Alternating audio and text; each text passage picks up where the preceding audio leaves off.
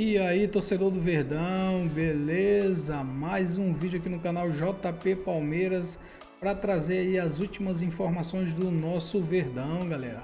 Palmeiras que entra em campo hoje aí contra o Internacional pela quarta rodada do Campeonato Brasileiro. Partida aí que vai acontecer no Beira-Rio às 19h30 com a transmissão aí da Amazon Prime.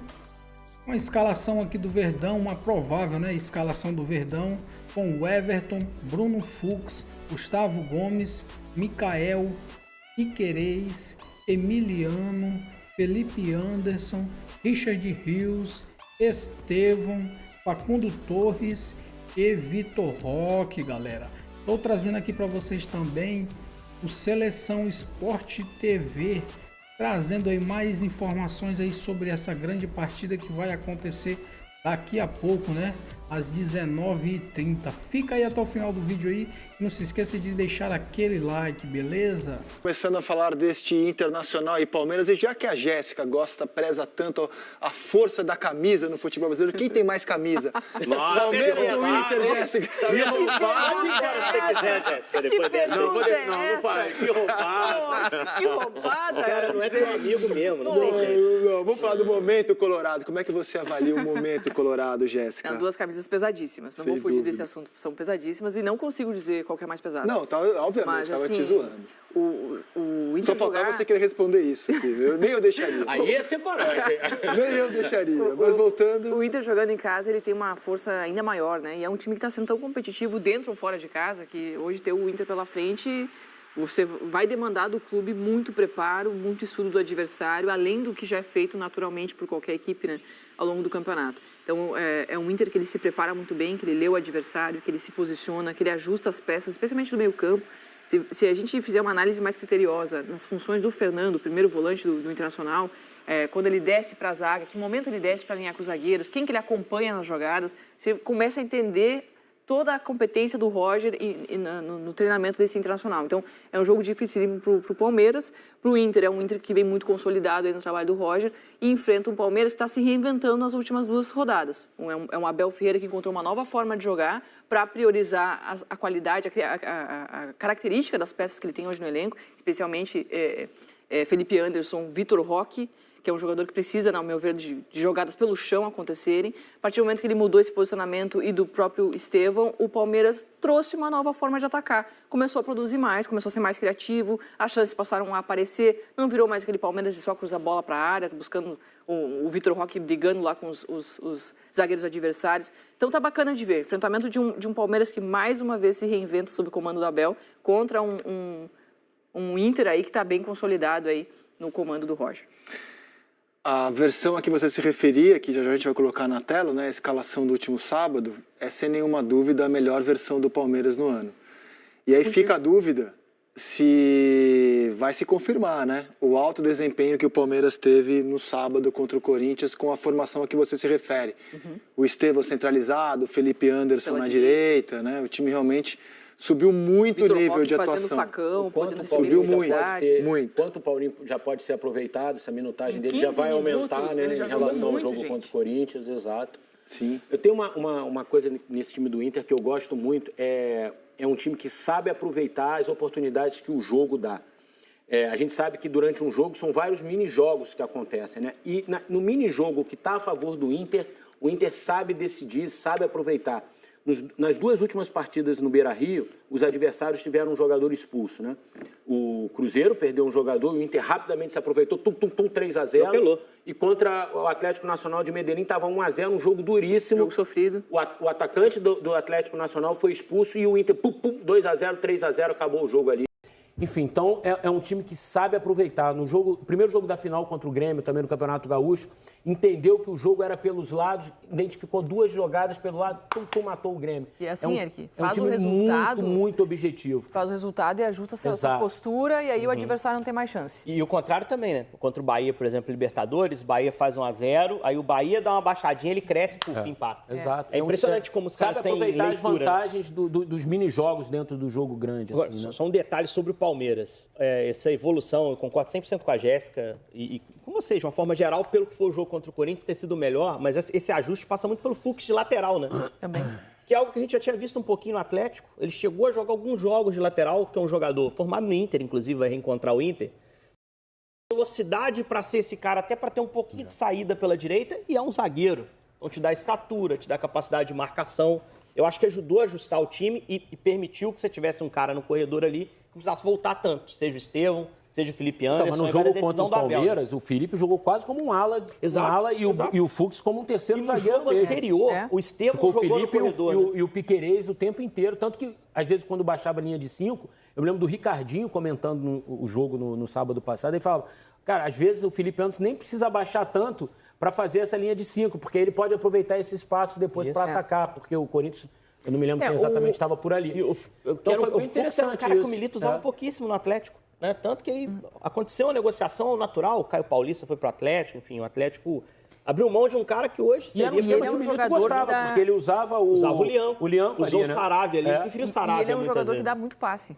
Ele dá passe e quebra a linha, quebrar, né? o Bruno Fux. Eu só lamento Agora uma coisa... voltou o Marcos Rocha, né? Marcos Rocha volta a estar à disposição também. Eu só lamento uma coisa em relação ao jogo de hoje, que pra mim seria o jogo mais legal da rodada, mas eu lamento muito o Inter não ter nenhum dos dois pontas. Não tem nem o Carboneiro nem o Wesley pro jogo. E aí vai ter que fazer adequação. Porque o Vitinho entra mais ao natural. É ponta de um contra um. Ele até vinha sendo titular, né? Ele não foi já no último jogo, né? Mas o Carboneiro começou muito bem, o brasileiro. Entrou bem contra o Flamengo, foi crescendo de produção. E aí eu acho que já dá pra chamar de Wesley e Carboneiro os dois titulares, assim. O Vitinho substitui ao natural. O Oscar Romero já vai ser uma adaptação completamente diferente. Eu tenho até dúvida se o Vitinho vai jogar aberto na esquerda ou na direita. Pra mim faz mais sentido o Oscar Romero na esquerda. E aí vou explicar. Ele vem por dentro, se junta ao Alan Patrick e dá o corredor pro Bernabé. E o Roger preparou esse jogo muito bem, cara. Ele foi pro jogo no Castelão, ele tinha tido um jogo duro do Beira-Rio, que foi do Atlético Nacional. Foi pro jogo no Castelão com a viagem, principalmente para Porto Alegre, duríssima. É a viagem mais longa que se pode fazer no Campeonato Brasileiro, Porto Alegre e Fortaleza. E ele tira uma série de jogadores-chave do time pensando nesse jogo de hoje. Para mim, não tem dúvida disso. Bernabé, Fernando, Bruno Henrique, os caras estão todos fora. Tá evidente. Então, assim, não tinha ninguém machucado. Tá todo mundo em campo hoje. Tá então, é um time isso. que vai ter pulmão, vigor, mas vai faltar esses dois pontas que, para mim, muito da base do jogo do Inter passa pelo 1 contra 1 desses caras. Vai haver uma sobrecarga no Vitinho. Por outro lado, o Oscar Romero é mais um cara de pifar, é um cara que te dá essa possibilidade de se juntar ao Alan Patrick e tirar a sobrecarga da armação dele. Eu acho que passa por aí, porque o jogo do Inter passa muito pela capacidade ou não do adversário em anular o Alan Patrick, como se fosse fácil fazer isso, né? Mas porque ele é o cara que pensa o jogo. Então, às vezes, o Roger está pensando do Oscar Romero assumir um pouquinho essa responsabilidade. Mas você lembra que o Abel falou depois do jogo contra o Corinthians? Eu consegui anular o Carrilho, e os times que forem enfrentar o Corinthians e conseguirem anular o Carrilho, tem meio caminho para derrotar o Corinthians. O Abel falou sobre isso na coletiva pós-clássico, né? Pós-derby.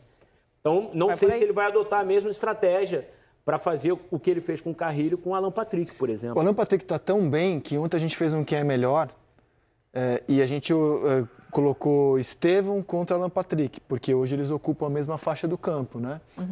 E deu Alan Patrick. Deu Alan Patrick, cara. Unanimidade. Ana Thaís...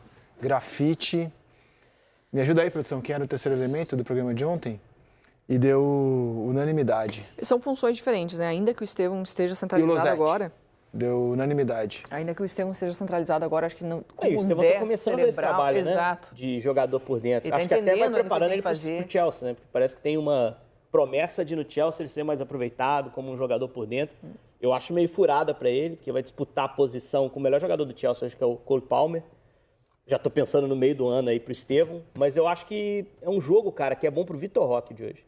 Você não acha que eles podem jogar juntos, do Chelsea? Se ele for por dentro é mais difícil, né? Porque o Palmer é muito meia central, né? Se meia atacante ali por trás do cara de frente. Eu acho que não, cara. Num primeiro momento, não. Mas eu acho que o Estevão briga por vaga nas duas pontas do Chelsea, inclusive. Porque os caras que estão lá caíram um pouquinho, né? Existe muito questionamento sobre o Jadon Sancho, que deve, inclusive, nem ficar no Chelsea. O Madueke que começou bem, caiu. O Estevão tem lugar para brigar no Chelsea, sem dúvida. Eu acho que ele não vai chegar lá escanteado, não. Eu só acho que tem acho que pelo meio é mais difícil. Desculpa, Henrique, o que eu estava vendo ali, me chamou a atenção. O Murilo acho que não está lesionado, não é o Mikael que joga no lugar? O Murilo está fora, Murilo tá o Mikael. Tá errado isso, realmente, é o Mikael. Eu fui confirmar aqui agora, porque me ocorreu do Murilo tá machucado. É o Mikael. O jogo de hoje é bom pro Roque, hein? Oi? O jogo de hoje é bom pro Vitor Roque. Pelo Eu menos acho que é a a primeira vez informação que eu tenho é que o Murilo tá fora. A produção pode me ajudar, mas eu acho que a gente cometeu um erro de informação aqui. É porque ele tá machucado. Não, ele Ele tá viu machucado, alguma coisa tá ontem que machucado, tava né? machucado. É o Mikael ali. É o Mikael e não o Murilo. Acho que é a primeira vez que o Palmeiras, com o Vitor Roque, faz um jogo contra um adversário que deve, em algum momento, empurrá-lo um pouco mais para trás. E o Roque gosta de jogo assim. No espaço, o Inter geralmente joga com... O Inter não faz, é curioso ver, né? Se você analisa o Inter jogar, nem todos os jogos o Inter faz uma pressão alta. Só que a linha de defesa está sempre alta. Mesmo que o Inter não vá lá marcar a saída de bola no pé do zagueiro adversário, a linha está na linha do meio campo, a linha de zagueiros. Então, quando você tem um jogador que faz essa diagonal que nem o Vitor Roque, pode ser um jogo interessante para ele. Vai depender de quem vai dar o passe, né? E hoje talvez o Beira-Rio empurre o Inter um pouco mais para frente, né? Também o time tem nessa isso. fase que tá, um jogo importante como esse, dentro de um cenário de brasileiro, em casa, o Beira-Rio vai empurrar o Inter um pouquinho para frente também. E talvez o Roque, que eu sempre achei que se vira melhor quando ele tem transição para fazer, do que quando ele tem que passar por uma defesa mais postada. Isso é normal para quase qualquer centroavante, mas um cara como o Pedro, por exemplo, se você tem a defesa postada, eu confio nele mesmo assim.